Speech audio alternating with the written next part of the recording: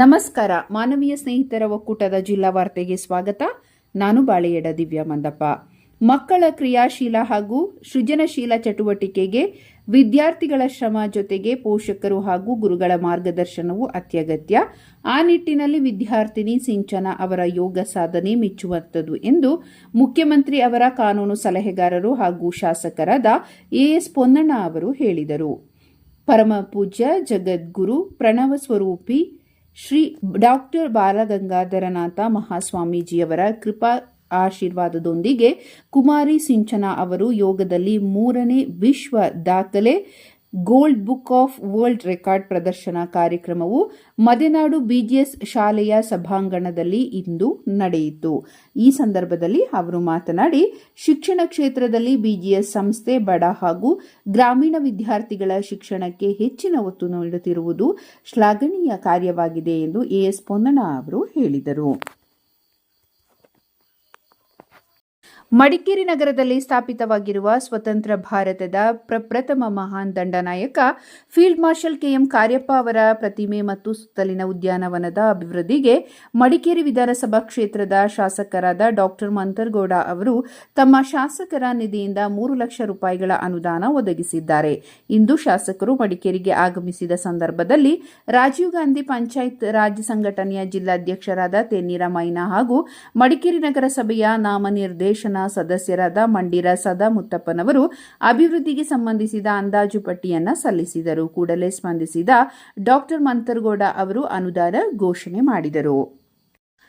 ಕರ್ನಾಟಕ ರಾಜ್ಯ ಪೊಲೀಸ್ ಇಲಾಖೆ ವಿಧಾನಸೌಧದ ಬ್ಯಾಂಕ್ವೆಟ್ ಹಾಲ್ನಲ್ಲಿ ಆಯೋಜಿಸಿದ್ದ ಪೊಲೀಸ್ ಸಿಬ್ಬಂದಿಯ ನೂತನ ಪಿಕ್ ಕ್ಯಾಪ್ ವಿತರಣೆ, ಮಾದಕ ದ್ರವ್ಯ ವಿರೋಧಿ ಕಾರ್ಯಪಡೆ ಉದ್ಘಾಟನೆ ಹಾಗೂ ಸನ್ಮಿತ್ರ ಕಾರ್ಯಯೋಜನೆ ಕೈಪಿಡಿಯನ್ನು ಬಿಡುಗಡೆಗೊಳಿಸಿ ಸಿಎಂ ಸಿದ್ದರಾಮಯ್ಯ ಅವರು ಡ್ರಗ್ಸ್ ಮುಕ್ತ ಕರ್ನಾಟಕ ನನ್ನ ಗುರಿ, ಇದು ಪೊಲೀಸ್ ಇಲಾಖೆಯ ಗುರಿಯೂ ಆಗಲಿ. ಇದರಿಂದ ಇಡೀ ಕರ್ನಾಟಕ ಜನತೆ ಪೊಲೀಸ್ ಇಲಾಖೆಗೆ ಕೃತಜ್ಞತೆ ಸಲ್ಲಿಸುತ್ತಿದ್ದಾರೆ.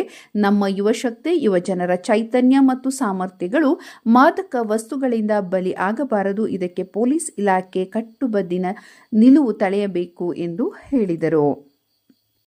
ಸೈನಿಕ ಶಾಲೆಗಳ 6 ಮತ್ತು 9ನೇ ತರಗತಿಗೆ ಸೇರ್ಪಡೆ ಸಂಬಂಧಿತ ವಿದ್ಯಾರ್ಥಿ ಮತ್ತು ಪೋಷಕರಲ್ಲಿ ತಿಳುವಳಿಕೆ ನೀಡುವ ನಿಟ್ಟಿನಲ್ಲಿ ರೋಟರಿ ಮಿಸ್ಟ್ ಹಿಲ್ಸಿ ಹಾಗೂ ಸ್ವಾಮಿ ವಿವೇಕಾನಂದ ಯೂತ್ ಮೂವ್ಮೆಂಟ್ ವತಿಯಿಂದ ತರಬೇತಿ ಕಾರ್ಯಾಗಾರ ಆಯೋಜಿಸಲಾಯಿತು. ಮಡಿಕೇರಿ ನಗರದ ಸರ್ಕಾರಿ ಬಸ್ ನಿಲ್ದಾಣ ಬಳಿ ಇರುವ ಕೊಡಗು ಶಿಶು ಕಲ್ಯಾಣ ಸಂಸ್ಥೆಯಲ್ಲಿ ನವೆಂಬರ್ 2ರ ಭಾನುವಾರದಿಂದ ಪ್ರತಿ ಭಾನುವಾರಗಳಂದು 10 ಭಾನುವಾರಗಳ ಕಾಲ ಸೈನಿಕ ಶಾಲಾ ಪರೀಕ್ಷಾ ಮಾಹಿತಿ ಕಾರ್ಯಾಗಾರ ಪ್ರತಿ ಭಾನುವಾರ ಬೆಳಗ್ಗೆ 10 ಗಂಟೆಯಿಂದ ಸಂಜೆ 4 ಗಂಟೆಯವರೆಗೆ ಜರುಗಲಿದೆ.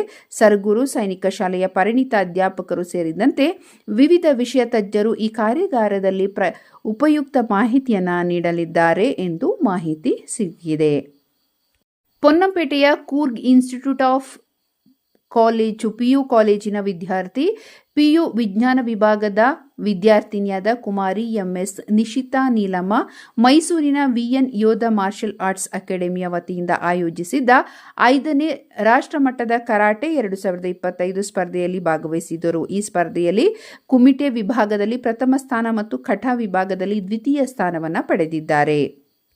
ಇಂಟರ್ನ್ಯಾಷನಲ್ ಮಹು ನಿಹಾ ಶಿಟೋ ಕ್ಯೋ ಕರಾಟೆ ಅಸೋಸಿಯೇಷನ್ ಸಂಸ್ಥೆಯ ವತಿಯಿಂದ ಮೈಸೂರಿನಲ್ಲಿ ನಡೆದ ಬ್ಲ್ಯಾಕ್ ಬೆಲ್ಟ್ ಚಾಂಪಿಯನ್ಶಿಪ್ನಲ್ಲಿ ಪರೀಕ್ಷೆಯಲ್ಲಿ ಮಡಿಕೇರಿ ತಾಲೂಕಿನ ಕಾರ್ಗುಂದ ಗ್ರಾಮದ ಪವನ್ ಎಂಎ ಯಶಸ್ವಿಯಾಗಿ ಉತ್ತೀರ್ಣನಾಗಿದ್ದಾನೆ. ಪವನ್ ಅವರು ಮೊಗೇರ ನಾರಾಯಣ ಮತ್ತು ಸುಶೀಲಾ ದಂಪತಿಯವರ ಪುತ್ರರಾಗಿದ್ದಾರೆ. ಚೇರಂಬಣೆಯ ಅರುಣ ಪದವಿ ಪೂರ್ವ ಕಾಲೇಜಿನ ವಿದ್ಯಾರ್ಥಿ ಪ್ರವೀಣ್ ಕೆಎಚ್ ಅವರು ವಾಕ್ ರೇಸ್ನಲ್ಲಿ ರಾಜ್ಯ ಮಟ್ಟಕ್ಕೆ ಆಯ್ಕೆ ಆಗಿದ್ದಾರೆ.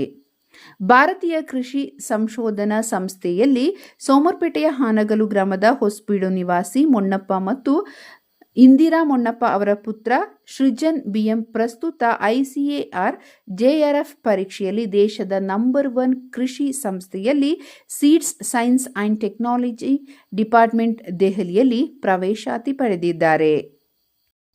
ಜಿಲ್ಲೆಯಲ್ಲಿ ಇಂದು ಬೆಳಗ್ಗೆ 8:30 ಗಂಟೆಗೆ ಕೊನೆಗೊಂಡಂತೆ ಕಳೆದ 24 ಗಂಟೆ ಅವಧಿಯಲ್ಲಿ ಸರಾಸರಿ 7.28 ಮಿಲಿಮೀಟರ್ ಮಳೆಯಾಗಿದೆ. ಕಳೆದ ವರ್ಷ ಇದೇ ದಿನಾಂಕದಂದು 0.31 ಮಿಲಿಮೀಟರ್ ಮಳೆಯಾಗಿತ್ತು. ಜನವರಿಯಿಂದ ಇಲ್ಲಿಯವರೆಗೆ ಮಳೆ 3017.99 ಮಿಲಿಮೀಟರ್. ಕಳೆದ ವರ್ಷ ಇದೇ ಅವಧಿಯಲ್ಲಿ 2981 ಮಿಲಿಮೀಟರ್ ಮಳೆಯಾಗಿತ್ತು. ಇಲ್ಲಿಗೆ ಇಂದಿನ ಜಿಲ್ಲಾ ವಾರ್ತೆ ಮುಕ್ತಾಯವಾಯಿತು. ನಮಸ್ಕಾರ.